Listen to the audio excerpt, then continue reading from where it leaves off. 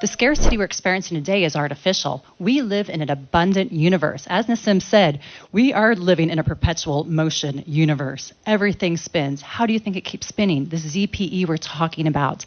The energy is there. It is just a few years away. You know, when we talk like this, people think, oh, this is generations. No, this is a handful of years. This is the next couple of years. We are going to be living in an abundant planet. And 2 years from the future, extraordinary claims demand extraordinary evidence. Hi everybody, thank you for joining in a very special episode of Fly Deep, Rise Above. My name is Clay. Shout out to all the football fans as we begin a new season. We appreciate the distraction from all the diabolical headlines. The headlines tend to suck up all the air. But in this episode, we'll see what's happening on the down low, under the radar. Our channel is one of a host of channels dedicated to raising human consciousness through greater awareness of who we really are. We invite you to explore possibility far beyond the limiting beliefs we've been conditioned to accept from the time of our birth onto this planet.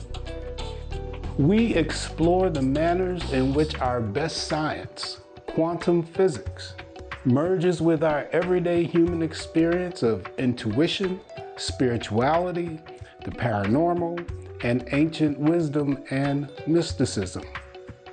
Today, we interrupt our Another Story of Us series to bring a message of imminent change beyond most of our wildest expectations.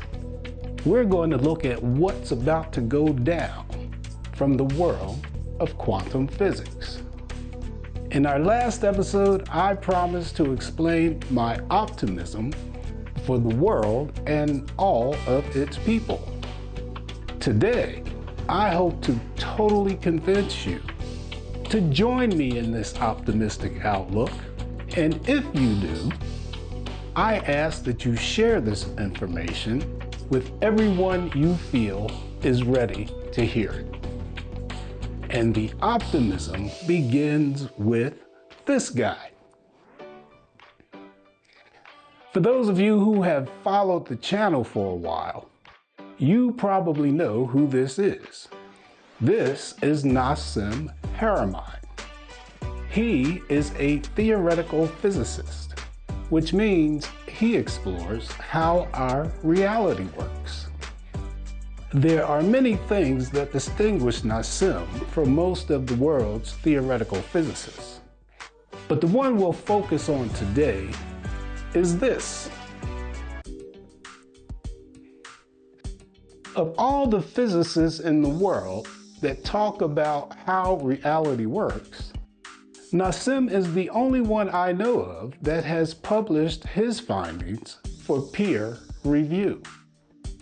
His paper entitled The Origin of Mass and the Nature of Gravity describes how creation, at least creation within our universe, comes about.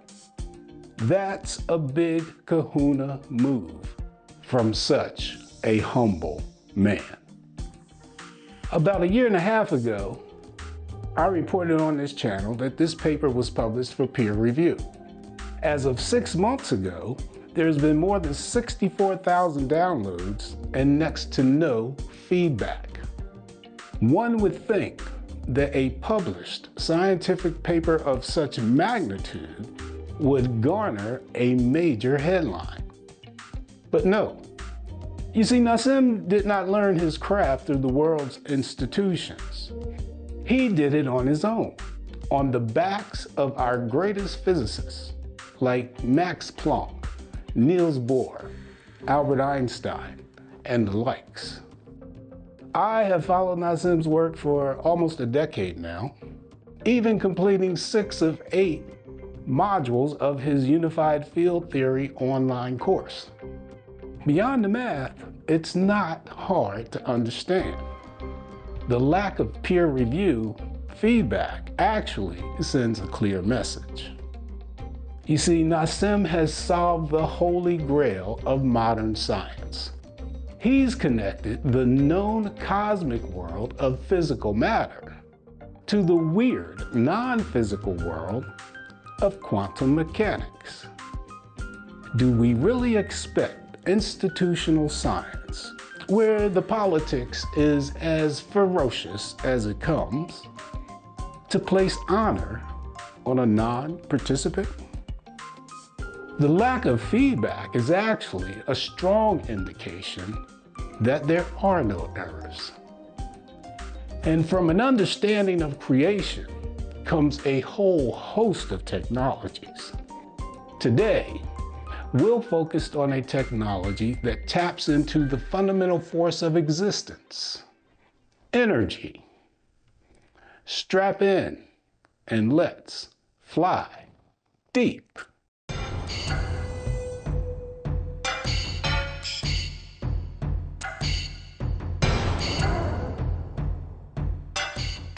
The day science begins to study non-physical phenomena, it will make more progress in 1 decade than in all the previous centuries of its existence. Nikola Tesla. Never doubt that a small group of thoughtful, committed citizens can change the world. Indeed, it is the only thing that ever has. Margaret Mead. In this small room, together, we will watch what probably will result in changing the world forever. This edited version of the recording runs about 17 minutes. There's a link to the entire recording, which is about an hour long, in the description below this video. Let me set the scene. This meeting takes place in Davos, Switzerland, about 6 months ago. It is a private Q&A with investors. Dr. David Rock of Australia, who is hosting the meeting, met Nassim Haramein at an earlier conference. He visited Nassim's laboratory, where he saw a proof of concept and decided he would bring investors to Nassim's efforts. We begin with Nassim introducing himself to the audience. I was very inquisitive child. I ended up through my educational system to becoming a mountain guide and ski coach and so on, and being in nature every day. And for me, there was such evidence of incredible organization and nature and relationships, and that didn't match the scientific, academic knowledge that tells us that the universe is random, that this all happened by chance, and so on. There must be some fundamental principle that are missing in our physics. And so it became a passion for me to try to understand this. And I, give up my ski coaching career and became a scientist, studied advanced physics, mathematics, and I found something profound, and I found it because I was not inside the institution. So I was able to have my own thoughts, think my own vision of the universe, and develop a way of going about it that was different than the institutionalized educational system. Have you really solved what Einstein couldn't solve, and a unified field theory? Yes, I have. If Question on everyone's lips, right? If Einstein had the tools that we have today, right, he would have solved it. And actually, he, in some ways, did solve it. He just didn't know he did. And it has to do with the nature of black holes and the structure of event horizon in the universe. That what I've solved is actually just the relationship of what was already there. So Nassim has basically solved the kind of the challenges between quantum mechanics, general relativity, the weak and strong nuclear forces, and basically the disconnects are in physics with a theory that unifies all of physics and much of our sciences. And one of the results of that is an incredibly powerful way of generating electricity completely differently to how we do now. This is potentially the third biggest breakthrough in science in the last few hundred years. The first one was electromagnetism, which gave us literally electricity and lights and power and washing machines and everything else, right? Huge breakthrough. Life before and after that was just unrecognizable, really. Total transformation. You could call it disruption, really total transformation, really for the betterment of humankind across longevity, health, nutrition, everything, right? The next big one was actually quantum mechanics, which has given us lasers and like GPS and phones and, you know, incredible healthcare and all sorts of things, right? And that came from quantum. This is probably bigger than both of those. By the way, this has huge implications across all of society. And, you know, one of the reasons that Nassim and Sarah moved to Switzerland was, you know, safety purposes, amongst others. There's many laboratories around the world that are doing this in a very quiet way behind the scene. It's becoming more known because there's whistleblowers that are coming out. I don't know if you heard some of the latest podcasts with people from DARPA and DOD and DOE that are coming out that are saying, oh yeah, we've been working on zero-point energy in the background for a long time and all this, and this will change. And it's really important for all you guys to know this, because like you're here in Davos saying we want to do something that's impactful and we want to find solution. Like at the basis of all the solution is energy production. Is critical for anything, including AI, you know, which is going to require massive amount of energy production. So we need a complete breakthrough in our understanding of energy. Let's talk about the device. Let's change gears a little bit. So I went to your lab. I wanted to know for myself. I saw the device. You've created a proof of concept device. We debated whether to say that or not because it creates some risks. Something that literally just produces energy and keeps producing energy, and there's no obvious inputs and all of this. It's something that we can build into an actual commercial product in a few years, and with the right funding fairly quickly. There's application to many other things than energy as well, because you're actually tapping into the fundamental energy at the source of creation. So it is like very interesting application to health and gravity control and so on. This is the most important thing I can think, and I'm not just saying this for my lab. I'm just saying, like, if you want to go and fund another lab, go and fund another lab. But this is the most important thing that needs to be funded on this planet right now, because without this, all the rest doesn't happen. Yeah. So here's the cliff note. There's a proof of concept of being able to generate energy, roughly a box this size, that will produce all the power for a house, pretty much indefinitely, no moving parts. And something bigger, like the size of a car for a large factory. You still want to have power plants producing this. You still want to have electrical grids. You still want to have all sorts of things. You still probably want to have energy companies who build and make and distribute and, you know, manage this process. So the plan is to license the technology to major energy producers and major utilities, so that this can go quickly and, you know, move fast, and people see this as an opportunity. That's the commercial plan. You know, it's been a little difficult, you can imagine, a little frustrating over 35 years, because often when we approach funders, the answer is, well, give me the device and I'll give you the funds.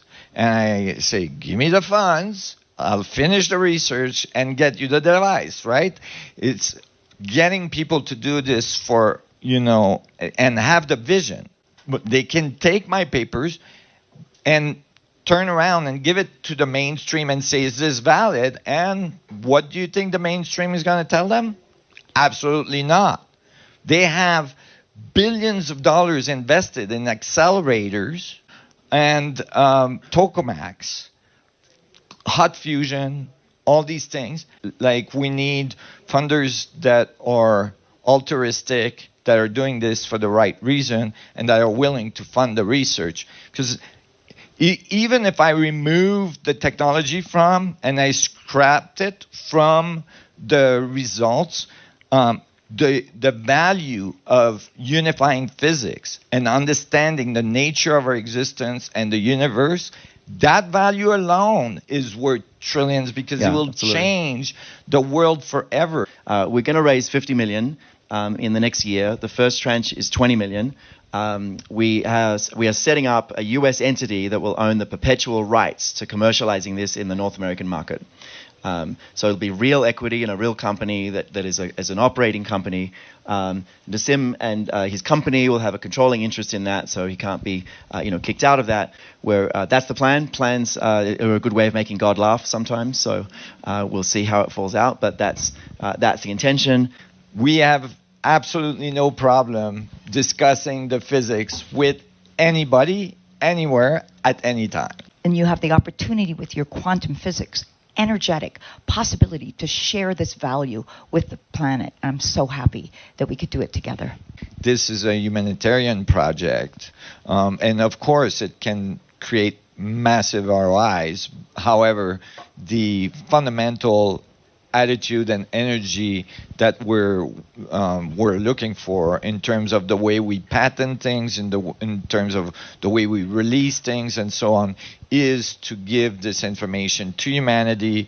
It's not like one company is going to be able to make all the devices for 8 billion people and so on. It's really a universal humanitarian knowledge that needs to be given to humanity. And they've been trying to raise the money for some years in a number of different ways, and it's just been really slow. And I've come along and said, look, let's make something really attractive that we can get this done quickly. And if anyone's going to do it, it's probably going to be Nassim. So with 50 million, we're going as quick as humanly possible to about 3 years. I think it's a reasonable timeline to think of, like 2 to 3 years. Could be much faster. But the proof of concept is there. It's doable. So your documents is that going to show how in the health industry transformation can happen? Okay, so in the health industry, there is a very important application that has to do with longevity and extension of life, because our cells work under the same principle. So we mathematically discovered that your body actually functions under that same energy. The mitochondria is what produces energy in your body. It makes ATP. Just sitting here all day, you make about your body weight in ATP. If you run a marathon, you'll make a ton of ATP that day. And the ATP is produced by little motors that are spinning at 60,000 RPM inside the mitochondria and ripping protons and electrons apart and recombining them into the ATP molecule. And when motors eventually break and there's less and less energy, then the cells start to make copies that are failing. And this is actually getting old. Yes. When you understand these principles at the deeper level, now all of a sudden you can create technology that keeps these motors staying highly coherent. And that could lead to very, very fundamental approach, a new approach to health care and life extension and so on. Yeah. And my question is that if your theory stands correct, then why hasn't it been peer-reviewed by other scientists and not confirmed experimentally in the mainstream physics? One of the core paper was published a year ago. It's in print on the CERN server, and that's the one that's been downloaded 64,000 times. No physicist, actually an expert in quantum electrodynamics, actually had the nerve to talk and said, I can't see any mathematical error, and this is very interesting. But it's in peer review right now, so it will be published in peer review journals. It takes time to change a whole field of physics into a new direction. There's been agencies on this planet for, in some cases, good reason, that have been censoring zero-point energy research for a very long time. Many professors are starting to teach my physics in their classrooms. So it should get there in the next few years. Yeah, absolutely. Yeah. Especially when the technology comes up. It's scary for physicists out there to endorse my work. They get a lot of pushback if they do. In some cases, pretty dramatic pushback. Behind the doors, though, we're talking to a lot of physicists, and most of the reactions at first is a lot of skepticism, and then as we go through the equations, in many cases, it's tears that comes up in people's eyes. And that's really exciting to see. Yeah, it's not what if he's wrong. The question's really what if he's right. Right? What if he's wrong, so what? It's a blip. What if he's right? Right? This changes the world. Yeah. Question down the back. Yes, thank you so much. Quick question. Yes. I'm quite interested in the overlap of the spirituality and the science part. And we know there are so many energy centers in this globe, like the pyramids, everything.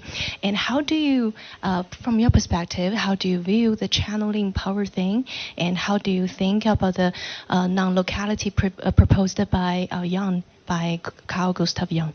Oh, yes. Well, this is a deep question. It has to do, so when you write this theory and you realize that there's a field and this field is interacting, producing the atomic energy, then you, in mathematics and in physics, you have such a thing called Shannon's law, where you can there's an equivalence between energy and information. So you can actually think of this field as a field of information. That's why, I love Deepak Chopra's work. And because it starts to show that actually it's an exchange of information that's creating this reality.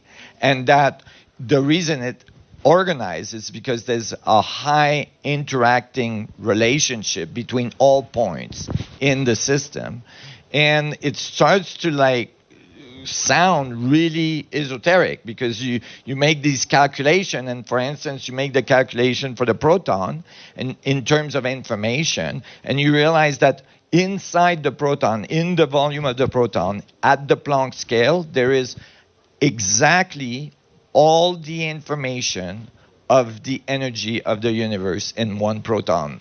And now you got a book from the Dalai Lama that says the universe in an atom, and you're like, whoa, these guys knew about this, and it's in terms. I'm saying this in a rigorous way. It's not loosely that way. It's rigorous. It gives the correct mass for the universe, which includes dark matter and dark energy, which is a thing they had to add to the standard model to patch holes in the standard model, because when they calculate the mass of the universe, they're missing 96% of the mass. So they're adding, fudge factors in our equation gives the exact correct value. That means that all protons, in terms of information, are related to all other protons in the universe. And I know that's hard to fathom. However, this is how the system can self-organize. This is the hidden variables from Bohmian mechanics. This is showing that the universe is entangled, that there's non-locality, which received a Nobel Prize, a few years ago, and so on. That it's a network of information that eventually produce enough coherency that consciousness can emerge from it, which is information gathering and expressing itself, right? And so there's such deep spiritual and philosophical bases that emerge from rigorous mathematical solutions to the nature of reality. Maybe the path to a higher awareness and spiritual awareness is actually through the atomic structure, not in some rainbow field somewhere with unicorns, but actually inside the atomic structure is the nature of awareness, of consciousness, and your relationship to the rest of the universe. Oh, yeah.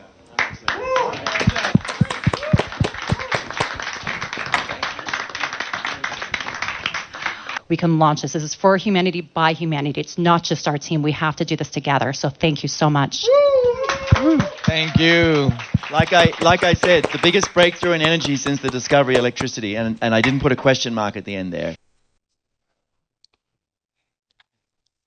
That was good.